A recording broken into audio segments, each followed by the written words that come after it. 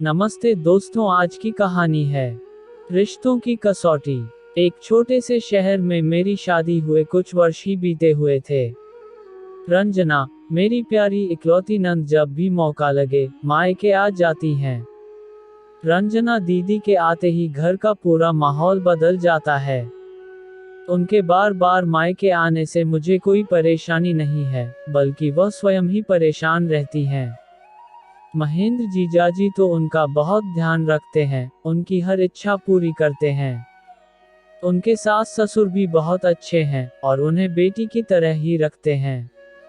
न पहनने ओढ़ने की पाबंदी, न घर के काम की जबरदस्ती, किसी भी प्रकार की कोई भी परेशानी नहीं होने देते हैं ससुराल वाले।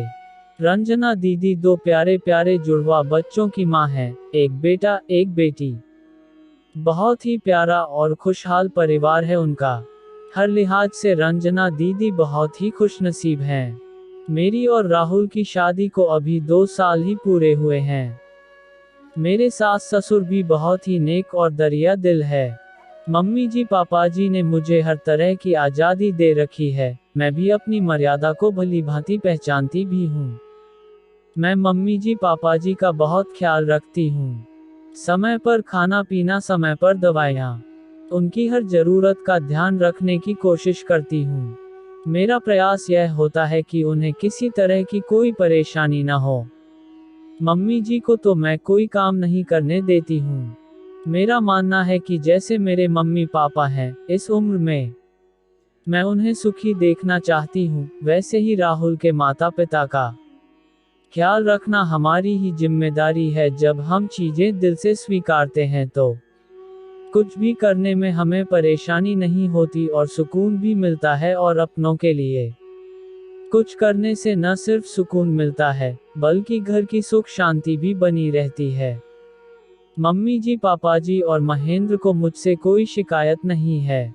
हमारा आपस में अच्छा तालमेल बना हुआ है। बस रंजना दीदी मुझसे नाखुश हैं।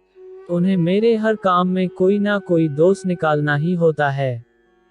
मेरे काम के तरीके पर निंदा कसना, ताने देना, मेरे पहनने ओढ़ने के तरीके पर व्यंग करना। फिर भी मैं उनका आदर करते हुए कभी पलटकर जवाब नहीं देती। मैं अपनी तरफ से पूरी कोशिश करती कि दीदी को शिकायत का मौका न मिले, लेकिन दीदी कुछ ना कुछ गलतियां फिर भी ढूंढ ही लेती हैं। दीदी मम्मी जी को समझाती, बहू को काबू में रखो। जहां भी रेशम की गलती दिखे उसे टोक दिया करो।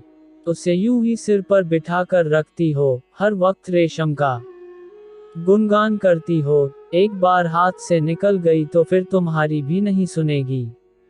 माँ, तुम सास हो, सास की तरह रहा करो। और राहुल को समझाती, लगाम कस कर रखो, वरना रेशम छाती पर मूंद दिलेगी। दीदी की ऐसे विचार कितनी अजीब बात है ना। हमारे घर के लोग हमें आज़ादी दे तो वह हमारा हक है, लेकिन हमारे मायके में हम चाहते हैं कि बहू वही पुरानी परंपरागत बहू की तरह रहे, जिसका कर्तव्य है घर के सभी लोगों का ख्याल रखना। लेकिन उसके बारे में अच्छा सोचने की हमें जरूरत महसूस नहीं होनी चाहिए। मैं खाना बनाने की तैयारी कर रही थी, तभी मम्मी जी रसोई में आ गईं।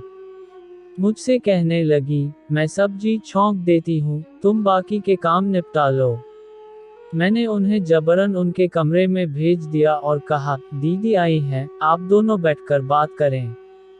यहाँ के काम मैं कर लूंगी। दीदी को बड़ा अटपटा लगा कि मेरे मायके में मेरी माँ अपने मन का कुछ नहीं कर पाती हैं। वे मम्मी जी से कहने लगी, माँ, रेशम ने तो आपको रसोई से बाहर कर दिया। आपकी तो इस घर में कोई इज्जत ही नहीं रही। देख लो, आपकी बहू को 4 दिन हुए हैं इसे घर में आए, और पूरा घर अपने हाथ में ले लिया है और सबको अपनी मर्जी से चलाने लगी हैं। माँ, मैं तो कहती हूँ अभी से ही संभल जाओ, वरना यह पूरा घर बिगाड़ देगी। मम्मी जी बोली, अरे नहीं, ऐसा नहीं है। बहुत प्यारी हैं रेशम, हर काम बड़े प्यार से करती हैं, हमारा बहुत ख्याल रखती हैं, हमें ठेस भी नहीं लगने देती हैं, हमारी बहुत इज्जत करती हैं, बहुत सेवा करती हैं, हर काम वक्त पर और सही तरीके से करती हैं। माँ जी ने जब दीदी से यह बात कही तो दीदी बोली, माँ तुम बहुत भोली हो, यह सब दिखावा है। तुम हमेशा याद रखना, वह तुम्हारी बहू है, बेटी नहीं। बेटी जितनी माँ बाप की चिंता करती है, उन्हें प्यार व इज्जत देती है, उतना बहू नहीं कर सकती है। आगे दीदी कहने लगी, मुझे तुम लोगों की बहुत फिक्र होती है, इसीलिए बार बार आ जाती हूँ। तुम तो अपने मुंह से कुछ बोलोगी नहीं, पर मैं बेटी हूँ, मैं समझती हूँ, इसीलिए आ जाती हूँ कि तुम लोगों का ध्यान रख सकूं। मम्मी जी समझ चुकी थी कि रंजना कुछ अच्छा सुनना नहीं चाहती हैं। वह सिर्फ इस उम्मीद से आती हैं कि उससे माता पिता अपने मन की बात कहे कि बहू के आ जाने से वे कितने दुखी हैं। घर में माता पिता का स्थान हिल गया है। बहू मालकिन बन बैठी है। बहू से वे परेशान हैं। बहू उनका बिल्कुल भी सम्मान नहीं करती हैं। बहू को हमारी बिल्कुल फिक्र नहीं है। फिक्र तो सिर्फ बेटी ही कर सकती हैं।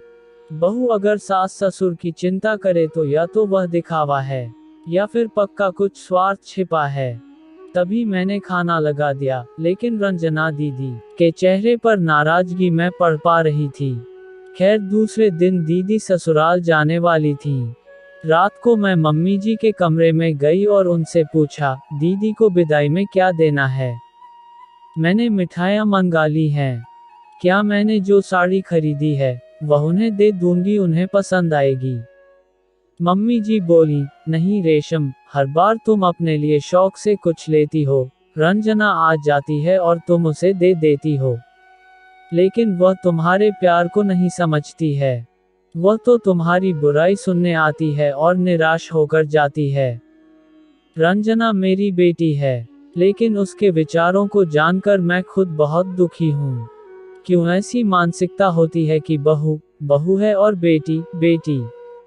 मेरे लिए तो मेरी बहू मेरी सबसे अच्छी दोस्त है। यह बात रंजना समझना ही नहीं चाहती हैं। जाने कब अकल आएगी इसे। कमरे के बाहर खड़ी दीदी ने हमारी बातचीत सुन ली। उन्हें अपनी सोच पर पछतावा होने लगा। क्यों हम बिना देखे परखे किसी के प्रति विरोधी बना लेते हैं। जब दीदी ससुराल जाने लगी तो मैंने रोली टीका कर उन्हें कपड़े, शगुन के रुपए और मिठाई दी, और फिर आने का आग्रह किया। पहली बार उनकी आंखें नम थी। हम यही उम्मीद कर सकते हैं कि यह विदाई उन्हें सही समझ दे और वह अपनी ससुराल में खुश रहें। हमें दीदी का इंतजार रहेगा कि वह जब भी मायके आएं, खुशी से आएं, खुशी खुशी हमारे साथ रहें। रंजना दीदी जान चुकी थी कि उनके माता पिता क्यों बहू को इतना सम्मान देते हैं। क्योंकि उनकी बहू उनकी दोस्त बन चुकी है। दोस्ती का रिश्ता हर व्यवहार से बड़ा होता है। दोस्ती में कभी स्वार्थ नहीं होता है। होता है तो सिर्फ निस्वार्थ प्रेम और विश्वास। आज सही अर्थ में रंजना दीदी मायके से विदा हुई हैं, त्याग, प्रेम और विश्वास की सीख गांठ बांधकर। भगवान उन्हें प्रेरणा दे कि वह अपने घर को स्वर्ग बना सकें। घर में सभी से प्यार से रहे और सबका प्यार पाएं। यही भगवान से हमारी प्रार्थना है। आज की कहानी में बस इतना ही। दोस्तों कल फिर मिलते हैं एक नई कहानी के साथ। कहानी सुनने के लिए धन्यवाद।